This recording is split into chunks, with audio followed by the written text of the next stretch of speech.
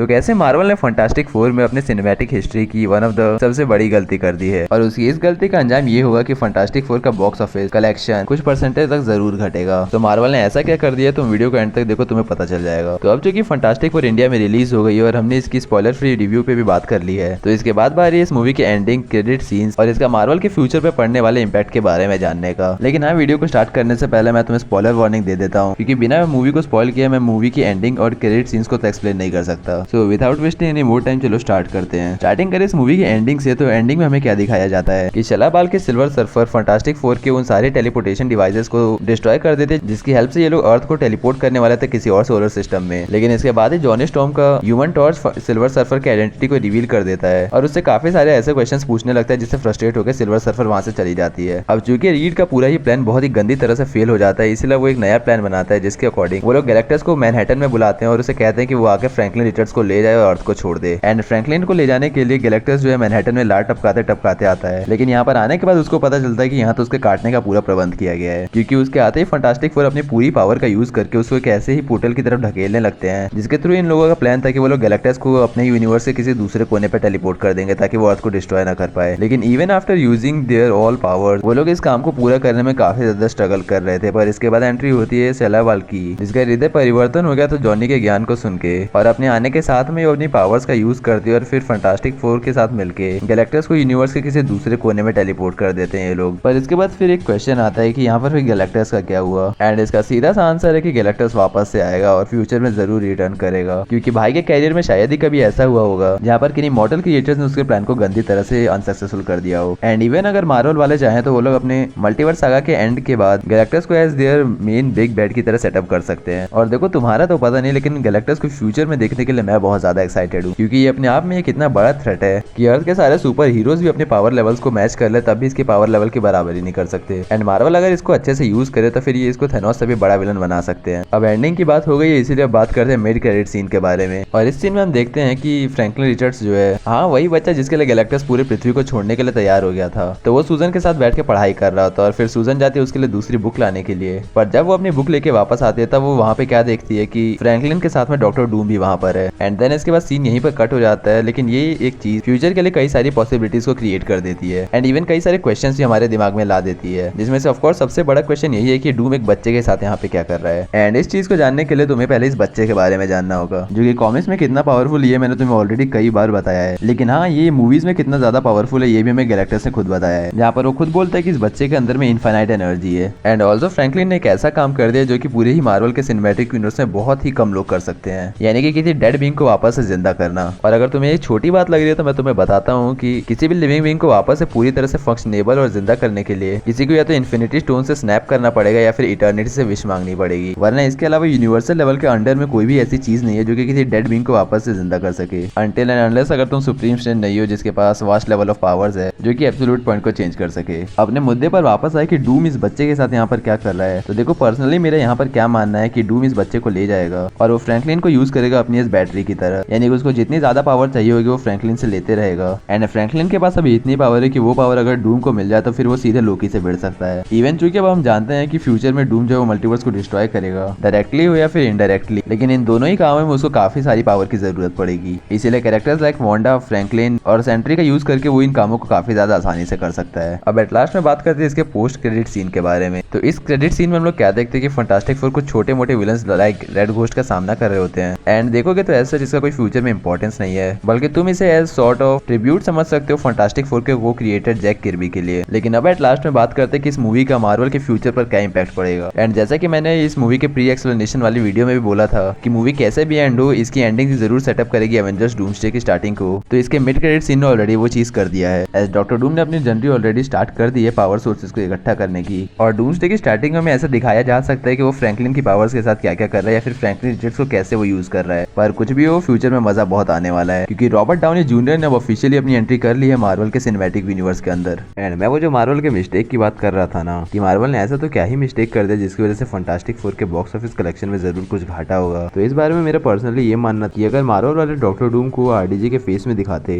यानी कि mid credits में अगर हमें आरडीजे एज डॉक्टर डूम दिखा दिया जाता तो इस मूवी का बॉक्स ऑफिस कलेक्शन और ऊपर जाता, साथ में मूवी की हाइप भी और ऊपर जाती, जिसकी वजह से ज्यादा लोग थिएटर में मूवी देखने के लिए आते। अब अगर तुम्हें Loki versus Franklin Richards versus Galactus characters देखना है तो तुम अभी चैनल को सब्सक्राइब कर लो, क्योंकि नेक्स्ट वीडियो उसी पे आने वाली है। इसके बाद अगर तुम्हें मूवी का रिव्यू जानना है तो तुम उसको चैनल पे जाके देख सकते हो। मार्वल, डीसी या फिर किसी भी सुपर हीरो यूनिवर्स से रिलेटेड कोई क्वेश्चन हो तो तुम कमेंट कर देना, मैं देखूंगा तो वीडियो बना दूंगा। लाइक और सब्सक्राइब भी कर देना। बाय।